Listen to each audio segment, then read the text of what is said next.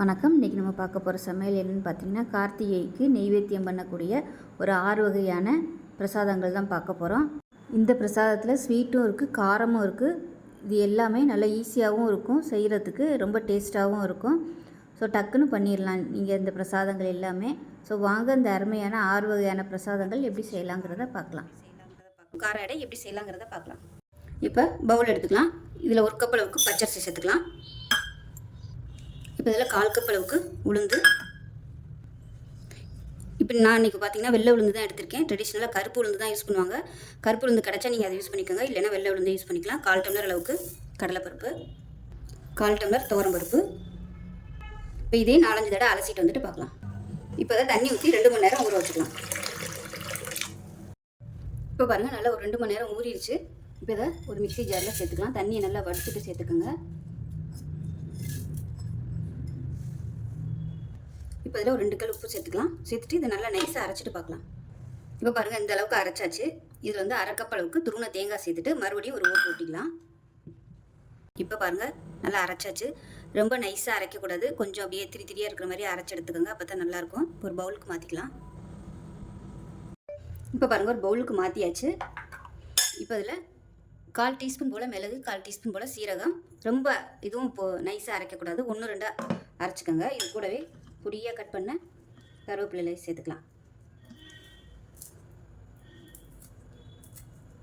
கருவேப்பிலை, கொத்தமல்லி கூட நீங்கள் சேர்த்துக்கலாம். கொத்தமல்லி இருந்தால் கூட சேர்த்துக்கோங்க, நல்ல வாசனையாகவும் இருக்கும். இதில் பெருங்காயம் சேர்த்துக்கோங்க. நான் வந்து கட்டி பெருங்காயமாக வச்சுருக்கிறதுனால நான் இதில் சேர்க்கலை. தூள் பெருங்காயம் இருந்துச்சுன்னா சேர்த்துக்கோங்க. அப்படி இல்லைன்னா கட்டி பெருங்காயத்தை கொஞ்சமாக எடுத்து சுடுதண்ணில் ஊற வச்சுட்டு அந்த தண்ணியை வந்து கரைச்சிட்டு இதில் சேர்த்துக்கலாம். அப்படி கூட சேர்த்துக்கோங்க. இப்போ இதில் ஒரு 1/4 டீஸ்பூன் போல், 1/4 டீஸ்பூனுக்கும் கம்மியாக கொஞ்சமாக ஒரு சிட்டிகை அளவுக்கு மஞ்சள்தூள் சேர்த்துக்கலாம், கலருக்காக. அவ்வளோதான். கலந்துட்டு நம்ம அடையாக வறுக்க ஆரம்பிச்சிடலாம். இப்போ கல் நல்லா காஞ்சிருச்சு. அடையாக வறுக்க ஆரம்பிச்சிடலாம். உங்களுக்கு எந்த சைஸுக்கு விருப்பமோ அதுக்கு தகுந்த மாதிரி சின்னதாகவோ பெருசாகவோ ஊற்றிக்கலாம்.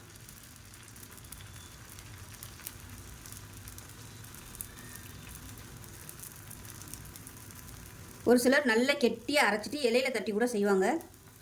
பிகைனர்ஸாக இருக்கிறவங்க இந்த மாதிரி செய்யலாம். இப்போ இதுக்கு மேலே நெய் விட்டுக்கலாம். நெய் விட்டிங்கன்னா நல்ல வாசனையாக இருக்கும்.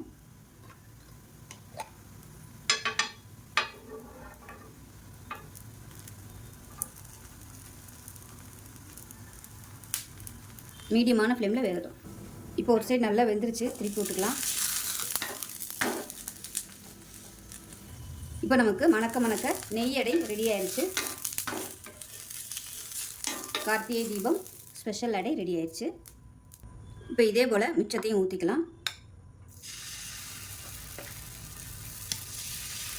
இந்த மிளகு சீரக வாசனையோட சூப்பராக இருக்குது. இந்த கருவேப்பிலை வாசனை, நெய் எல்லாம் சேர்ந்து சூப்பராக இருக்கும் டேஸ்ட்டு.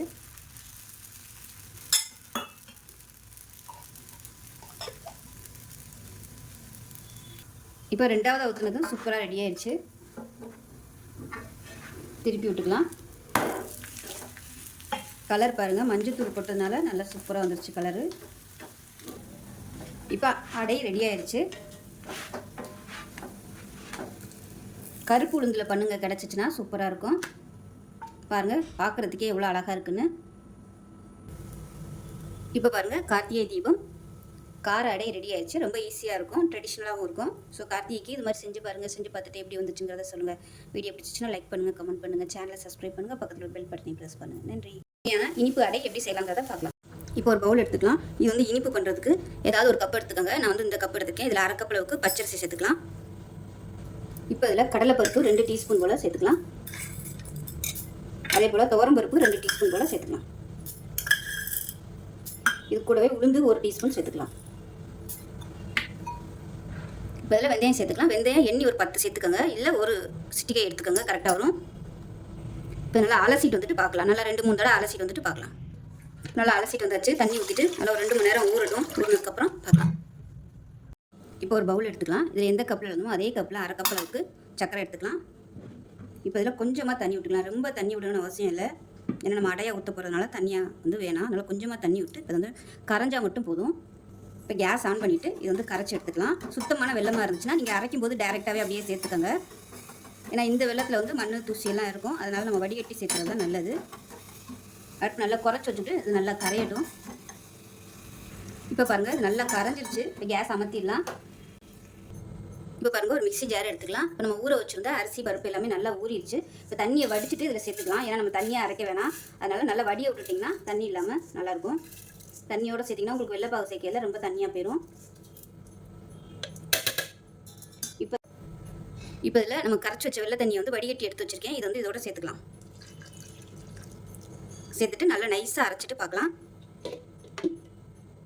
இப்போ நல்லா நைஸாக அரைச்சிட்டேன். இதில் 1/2 கப் அளவுக்கு துருவன தேங்காய் சேர்த்துக்கலாம். இதையும் சேர்த்து ஒரு சுற்றிட்டு வந்துடலாம். இப்போ ஒரு 1/4 டீஸ்பூன் போல் ஏலக்காய் தூளும் சுக்கு பொடியும் சேர்த்துக்கலாம். கண்டிப்பாக சுக்கு வந்து சேர்த்துக்கோங்க, அப்போ தான் நல்ல வாசனையாக இருக்கும். இப்போ இதையும் ஒரு சுற்றிட்டு வந்துடலாம். இப்போ நமக்கு சூப்பரான இனிப்பு அடை மாவு ரெடி ஆயிடுச்சு. இந்த அளவுக்கு இருக்கணும், ரொம்ப தண்ணியாக இருக்கக்கூடாது. இப்போ இது மாதிரி ஒரு குழியான பாத்திரம் எடுத்துக்கோங்க. நான் வந்து ஆப்ப சட்டி எடுத்திருக்கேன். நீங்கள் தோசைக்கல்லையும் ஊற்றிக்கலாம். இதில் வந்து நெய் சேர்த்துக்கலாம். இப்போ நெய் நல்லா சூடாயிருச்சு. மீடியமான ஃப்ளேமில் வச்சுக்கோங்க. இப்போ சின்ன சின்ன அடையாக ஊற்றிக்கலாம்.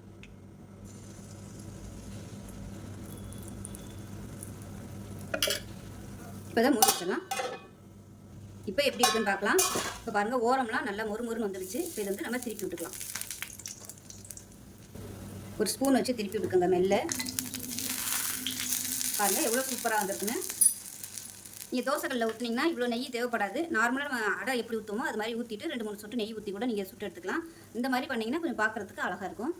இதில் தேங்காய் அரைச்சி போடுறதுக்கு பதிலாக நெய்யில் வறுத்துட்டு கூட சின்ன சின்னதாக கட் பண்ணி நெய்யில் வறுத்துட்டு கூட சேர்த்துக்கலாம். நீங்கள் அப்படி பிடிக்காதவங்க இப்படி அரைச்சி சேர்த்திங்கனாலும் டேஸ்ட்டாக இருக்கும்.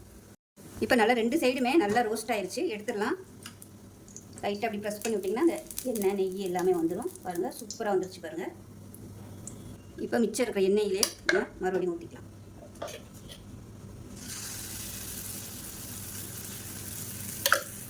இப்போ 2வது ஊற்றுனதும் சூப்பராக ரெடி ஆயிடுச்சு. எடுத்துடலாம். இப்போ பாருங்கள் அருமையான இனிப்பு அடை ரெடி ஆயிடுச்சு. கார்த்திகை ஸ்பெஷல் இனிப்பு அடை.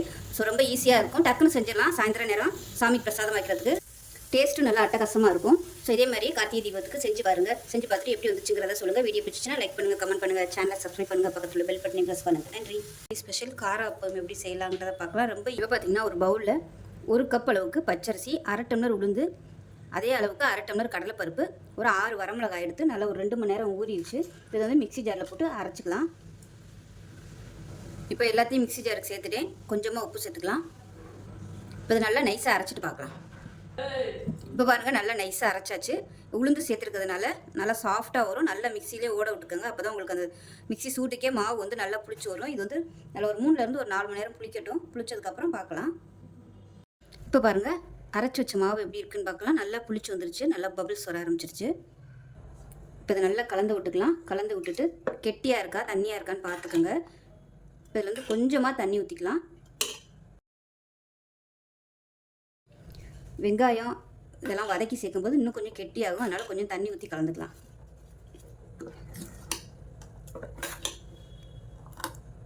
இப்போ ஒரு பேன் எடுத்துக்கலாம். கொஞ்சமாக எண்ணெய் விட்டுக்கலாம். எண்ணெய் சூடானதும் 1 டீஸ்பூன் போல் கடுகு சேர்த்துக்கலாம்.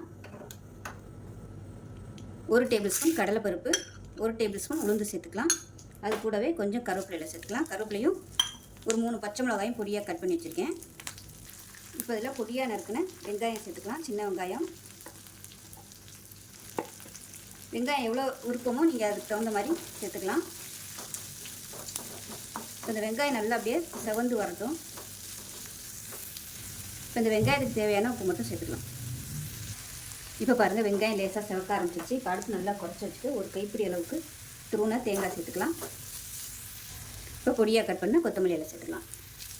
தேங்காயும் கொத்தமல்லியும் சேர்த்துட்டு ரொம்ப வதக்கணும்னு அவசியம் இல்லை. இப்போ கேஸ் அமர்த்திடலாம். அமர்த்திட்டு இப்போ இந்த தாளிப்பு எடுத்து நம்ம அப்படியே மாவில் கொட்டிடலாம்.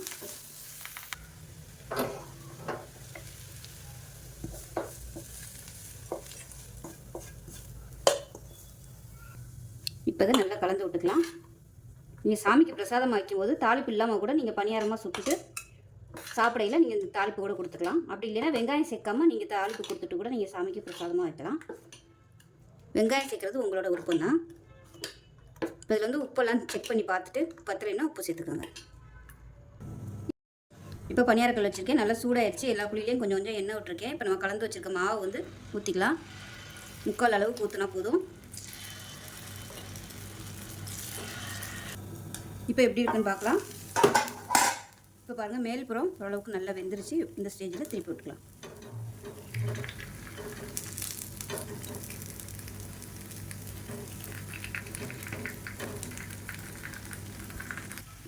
இப்போ பாருங்கள், 2 சைடுமே நல்லா கோல்டன் கலரில் வந்துருச்சு. இப்போ இது எல்லாத்தையுமே எடுத்துடலாம்.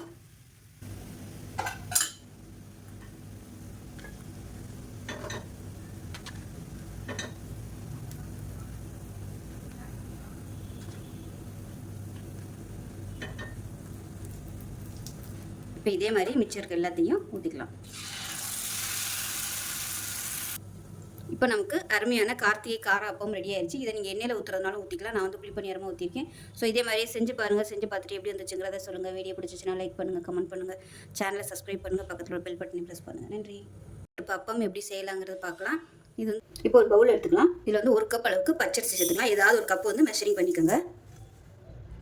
இப்போ இதில் 1/2 கப் அளவுக்கு பாசிப்பருப்பு சேர்த்துக்கலாம். இப்போ இதில் வெந்தயம் சேர்த்துக்கலாம். 1/4 டீஸ்பூனுக்கும் கம்மியாக சேர்த்துக்கோங்க. இதில் பார்த்தீங்கன்னா ஒரு 20 வெந்தயம் தான் இருக்கும். இந்த அளவுக்கு சேர்த்திங்கன்னா போதும். இப்போ நல்லா கழுவிட்டு வந்துட்டு பார்க்கலாம். இப்போ நல்லா 4-5 தடவை கழுவிட்டேன். இப்போ தண்ணி ஊற்றி அதில் ஒரு 2 மணி நேரம் ஊற வச்சுக்கலாம். ஊறினதுக்கப்புறம் பார்க்கலாம். இப்போ ஒரு பவுல் எடுத்துக்கலாம். இதில் எந்த கப்பில் நம்ம எல்லாமே அரிசி பருப்பு அளந்தோமோ அதே கப்பில் 1/4 கப்புக்கும் கொஞ்சம் கூட வெல்லம் சேர்த்துக்கலாம். இப்போ இதே கப்பில் கொஞ்சமாக தண்ணி சேர்த்துக்கலாம். அதே ஒரு 1/4 கப் அளவுக்கு தண்ணி சேர்த்துட்டு இது கரைஞ்சால் மட்டும் போதும். இப்போ கேஸ் ஆன் பண்ணிக்கலாம். இப்போ நல்லா கரைஞ்சிருச்சு. இது கேஸ் அமர்த்திட்டு எட்டி எடுத்து வச்சுக்கலாம். இப்போ ஒரு மிக்ஸி ஜார் எடுத்துக்கலாம். இப்போ அரிசியும் பருப்பும் ஊற வச்சுருந்ததை தண்ணியை இருத்துட்டு சேர்த்துக்கலாம். நம்ம வெள்ளை தண்ணி வேறு வச்சுருக்கோம். அதனால் தண்ணியை இருத்துட்டு நல்லா அரைச்சிட்டு நைஸாக அரைக்கணும். அரைச்சிட்டு அதுக்கப்புறமா நம்ம வெள்ளை தண்ணி ஊற்றி அரைச்சிக்கலாம். இப்போ பாருங்கள், நல்லா அரைச்சிட்டேன். இப்போ நம்ம எடுத்து வச்சுருக்க இந்த வெள்ளை தண்ணியை சேர்த்துக்கலாம். நல்லா கரைச்சிட்டு எடுத்து வச்சுருக்கேன். இது கொஞ்சம் சூடாக தான் இருக்குது. இந்த இளம் சூட்டோட சேர்த்துக்கலாம். அப்போ தான் உங்களுக்கு இந்த மாவு வந்து நல்லா சாஃப்டாக வரும். இப்போ இதில் வாசனைக்காக ஏலக்காயும் சுக்கு பொடியும் சேர்த்துக்கலாம். கட்டாயம் சுக்கு சேர்த்துக்கோங்க. அப்போ தான் நல்லா வாசனையாகவும் இருக்கும். இதை அரைச்சிட்டு பார்க்கலாம். இப்போ பாருங்கள், நல்லா அரைச்சாச்சு. இந்த பவுலில் சேர்த்துக்கலாம். இப்போ பார்த்தீங்கன்னா மாவு வந்து கொஞ்சம் தண்ணி ஆயிடுச்சு. அதனால் நான் வந்து கொஞ்சம் ஒரு 2 டேபிள் ஸ்பூன் அரிசி மாவு மட்டும் சேர்த்துக்கிறேன். நீங்கள் அரைக்கும் போதே நல்லா கெட்டியாக அரைச்சிட்டிங்கன்னா அரிசி மாவு தேவையில்லை. அப்படி ஒரு வேளை ரொம்ப தண்ணி ஆயிடுச்சுன்னா நீங்கள் அரிசி மாவு இல்லைன்னா ரவை கூட கலந்துக்கிட்டு நீங்கள் ஊற்றிக்கலாம். இது வந்து ஒரு 5 நிமிஷம் ஆகட்டும். அப்படியே ஊற விடலாம். ஏன்னா அரிசி மாவு சேர்த்துக்கிறதுனால கொஞ்சம் அந்த மாவு எல்லாமே ஊறட்டும். இப்போ நல்லா ஒரு 5 நிமிஷம் ஊறிடுச்சு. வெந்தயம் சேர்த்துக்கிறதுனால நல்லா அப்படியே சாஃப்டாக வரும். அப்படியே ஓட்டையாக இருக்குது பாருங்கள் பபிள்ஸோட. இது நல்லா சாஃப்டாக வரும் இந்த மாதிரி இருந்துச்சுன்னா. இப்போ பனியாரக்கல் நல்லா சூடாயிருச்சு. நெய்யும் எண்ணெயும் கலந்து சேர்த்துருக்கேன். நீங்கள் டேரெக்டாக எண்ணெயில் ஊற்றி பொரிக்கிறதுனாலும் பொரிச்சிக்கலாம். நான் வந்து இன்றைக்கி பனியாரக்கல்ல தான் எண்ணெய் ஊற்றி பொரிக்கிறேன். உங்களோட விருப்பம் தான். 3/4 புளி அளவுக்கு ஊற்றுனீங்கன்னா போதும்.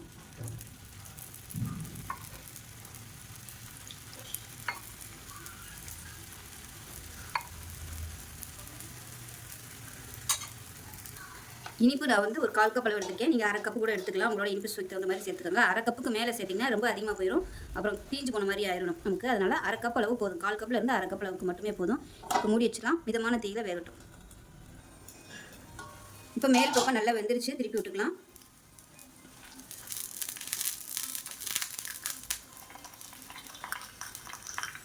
நீங்கள் யூஸ் பண்ணுற வெள்ளத்தை பொறுத்து கலர் வந்து உங்களுக்கு நல்லா வரும். நல்லா பாகு வெள்ளமாக எடுத்திங்கன்னா கலர் நல்லா சூப்பராக வரும். ஆனால் வாங்கையில் பாகு வெள்ளமாக கேட்டு வாங்கிக்கோங்க. அப்போ தான் கலர் வந்து நல்லா அப்படியே டார்க்கான கலராக வரும். இந்த அப்பத்தை வந்து நல்லா ஒரு 2 மணி நேரம் புளிக்க விட்டுட்டு இது மாதிரி சுட்டிங்கனாலும் இன்னும் நல்லா சாஃப்டாக வரும். உடனடியாக பண்ணுறதுனாலும் பண்ணிக்கலாம். இதில் வந்து நான் சோடா உப்பு போடலை. விருப்பம் இருந்தால் நீங்கள் சோடா உப்பு சேர்த்துக்கலாம். இப்போ நமக்கு அப்பம் சூப்பராக ரெடி ஆயிடுச்சு. எல்லாத்தையுமே எடுத்துடலாம். இது மாதிரி மிச்சம் இருக்கிற மாவையும் ஊற்றிக்கலாம்.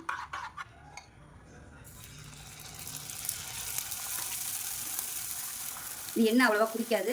பாருங்கள், நம்ம ஊற்றின எண்ணெய் அப்படியே இருக்குது.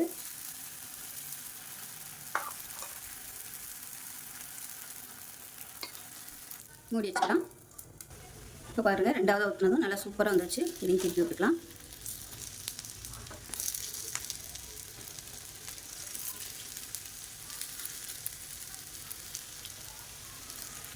இப்போ நமக்கு 2வது ஊற்றினதும் நல்லா சூப்பராக ரெடி ஆகிடுச்சு பாருங்கள். இது எல்லாத்தையுமே எடுத்துடலாம். இப்போ பனியாரக்கல்ல இவ்வளோ எண்ணெய் வந்து மிச்சம் இருக்குது. இது வந்து வேஸ்ட் பண்ண வேணாம். வடித்து ஒரு பவுலில் சேர்த்து வச்சுட்டோம்னா நம்ம தோசை ஊற்றியில் யூஸ் பண்ணிக்கலாம் அந்த எண்ணெயை. இப்போ நமக்கு அருமையான அப்பம் ரெடி ஆயிடுச்சு. கார்த்திகைக்கு செய்கிறதுக்கு சூப்பராக இருக்கும். ரொம்ப சிம்பிளாகவும் இருக்கும். நல்ல ஒரு பாரம்பரியமான பாசிப்பருப்பு அப்பம் செஞ்சு பாருங்கள். செஞ்சு பார்த்துட்டு எப்படி இருந்துச்சுங்கிறத சொல்லுங்கள். வீடியோ பிடிச்சினா லைக் பண்ணுங்கள், கமெண்ட் பண்ணுங்கள். சேனலை சப்ஸ்கிரைப் பண்ணுங்கள். பக்கத்தில் பெல் பட்டனையும் ப்ரெஸ் பண்ணுங்கள். நன்றி. சூப்பரான அப்பம் ரெசிபி தான் பார்க்க போகிறோம்.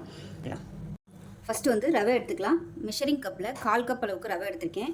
இதை வந்து ஒரு பவுலில் சேர்த்துட்டு நல்லா ஒரு 5லேருந்து ஒரு 10 நிமிஷம் ஊற வச்சுக்கலாம். தண்ணி ஊற்றி முங்குற அளவுக்கு மட்டும் தண்ணி ஊற்றிக்கோங்க. இது தனியாக ஊறட்டும். இப்போ ஒரு பவுல் எடுத்துக்கலாம். இதில் பார்த்தீங்கன்னா மெஷரிங் கப்பில் 1/2 கப் அளவுக்கு பொடிச்ச சர்க்கரை 1/2 கப் அளவுக்கு இருக்குது. இதை இதில் சேர்த்துக்கலாம்.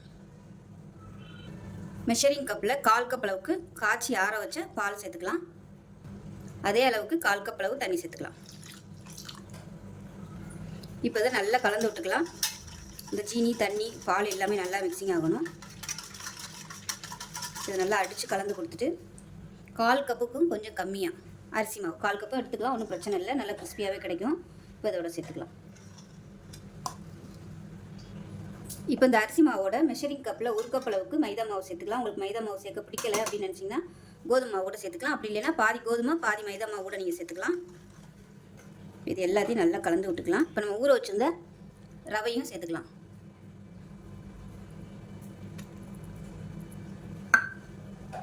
சேர்த்துட்டு நல்லா கலந்து விட்டுக்கலாம். இப்போ இதில் ஒரு பிஞ்ச் அளவுக்கு உப்பு சேர்த்துக்கலாம். உப்பு சேர்த்து நல்லா கட்டி இல்லாமல் கரைச்சி விட்டுக்கோங்க. மாவு வந்து இந்த அளவுக்கு இருக்கணும். ரொம்பவும் தண்ணியாக இருக்கக்கூடாது, ரொம்பவும் கெட்டியாக இருக்கக்கூடாது. ஸோ அந்தளவுக்கு இருக்கட்டும். இது ஒரு 5 நிமிஷம் அப்படியே விட்டுறலாம். ஏன்னா அந்த மாவு பால் எல்லாமே வந்து நல்லா செட் ஆகணும், நல்லா ஊறி வரணும். அதனால் ஒரு 5 நிமிஷம் அப்படியே இருக்கட்டும். இப்போ பாருங்கள், மாவு நல்லா ஒரு 5 நிமிஷம் ரெஸ்ட் விட்டாச்சு. இப்போ இதில் வந்து ஒரு 2 பிஞ்ச் அளவுக்கு சோடா உப்பு சேர்த்துக்கலாம். இது வந்து ஒரு சின்ன கரண்டியில் சேர்த்துக்கோங்க. சேர்த்துட்டு கொஞ்சமாக ஒரு 2 சொட்டு அளவுக்கு தண்ணி மட்டும் விட்டுக்கோங்க. தண்ணி விட்டு கரைச்சிட்டு சேர்த்துக்கோங்க. அப்போ தான் உங்களுக்கு அந்த உப்பு வந்து எல்லா இடமும் நல்லா கரையும். இல்லைன்னா அங்கங்கே நின்றுக்கிட்டு சாப்பிடையில் உப்பு கைக்கும். அதனால் இந்த மாதிரி தண்ணியில் கரைச்சிட்டு சேர்த்திங்கன்னா எல்லா இடமும் நல்லா மிக்சிங் ஆகிடும். இதை நல்லா கரைச்சி விட்டுக்கலாம். இந்த அளவுக்கு இருக்கணும். இப்போ பாருங்கள், எண்ணெய் நல்லா காஞ்சிருச்சு. அப்பமா நம்ம சுட்டு எடுத்துக்கலாம். ஸோ இந்த அளவுக்கு கெட்டியாக இருந்துச்சுன்னா தான் உங்களுக்கு அப்பம் எண்ணெயில் பிரிஞ்சு போகாது. இல்லைன்னா ரொம்ப தண்ணியாக இருந்துச்சுன்னா பிரிஞ்சு போயிடும். அதே சமயம் சோடா உப்பு நிறைய போட்டிங்கன்னா பிரிஞ்சு வந்துடும். இப்போ அதுவாகவே மேலே எலும்பி வரும். இப்போ பாருங்கள், அதுவாகவே மேலே எலும்பி வந்துருச்சு. இப்போ திருப்பி விட்டுக்கலாம்.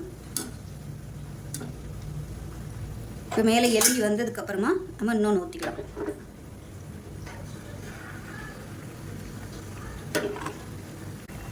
இப்போ பாருங்கள், 3 அப்பவுமே சூப்பராக பொன்னிறமாக வந்துருச்சு. இந்த ஸ்டேஜில் எடுத்துடலாம். ஸோ இந்த மாதிரி கலர் வரவும் எடுத்துடலாம்.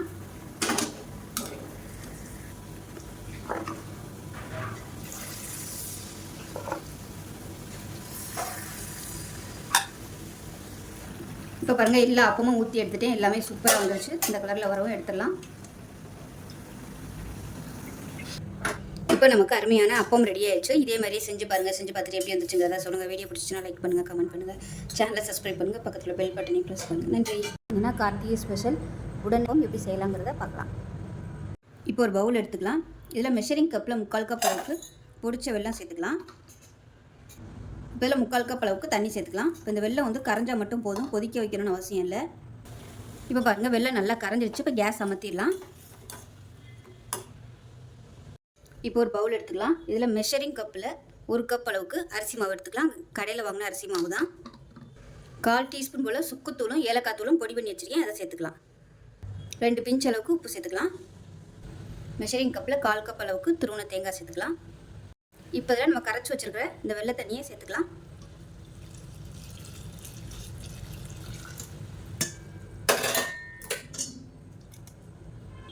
இப்போ இதை நல்லா மிக்ஸ் பண்ணி விட்டுக்கலாம்.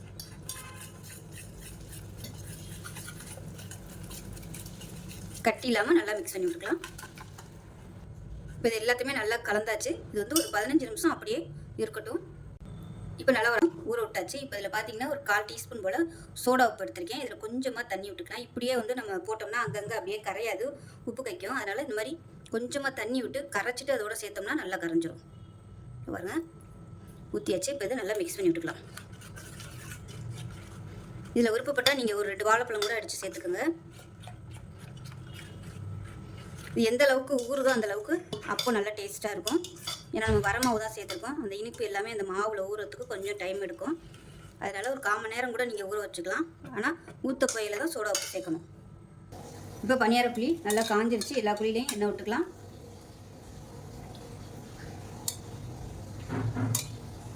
இது வந்து நம்ம எண்ணெயில் தான் பொரிக்க போகிறோம். அதனால் கொஞ்சம் கூடவே விட்டுக்கலாம். அதில் இல்லை எண்ணெய் கொஞ்சமாக விட்டு நீங்கள் பொரிக்கிறதுனாலும் அப்படியும் பண்ணிக்கலாம்.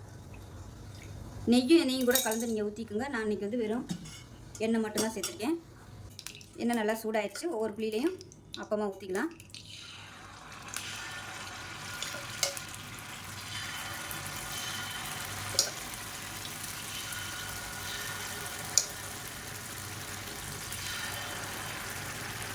மீடியமான ஃப்ளேமில் வேகட்டும். இப்போ எப்படி இருக்குன்னு பார்க்கலாம். இப்போ பாருங்கள், மேல் புறம் நல்லா வெந்துருச்சு. இதை அப்படியே திருப்பி விட்டுக்கலாம். கலர் வந்து இன்னுமே நல்லா செவந்து வரணும்.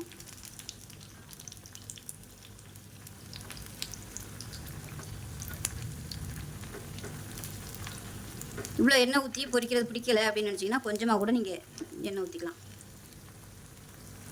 இப்போ பாருங்கள், 2 சைடும் நல்லா சூப்பராக ரெடி ஆயிடுச்சு. வேணும்னா நீங்கள் ஒரு ஸ்பூன் வச்சு இந்த அப்பத்தை வந்து பிழிஞ்சு எடுத்துக்கலாம். இப்போ பாருங்கள், இது மாதிரி 2 ஸ்பூன் எடுத்துக்கோங்க. எடுத்துகிட்டு இப்படி ப்ரெஸ் பண்ணிங்கன்னா உங்களுக்கு அந்த எக்ஸஸாக உள்ள எண்ணெய் எல்லாமே வந்துடும். இப்போ இது மாதிரி எல்லாத்தையும் பிழிஞ்சு எடுத்துக்கலாம். இது வந்து உங்களோட விருப்பம் தான். இதிலே மிச்சத்தை ஊற்றிக்கலாம்.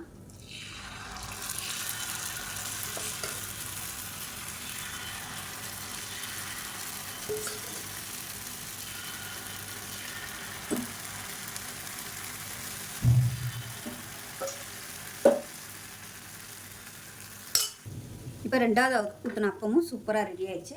எடுத்துடலாம்.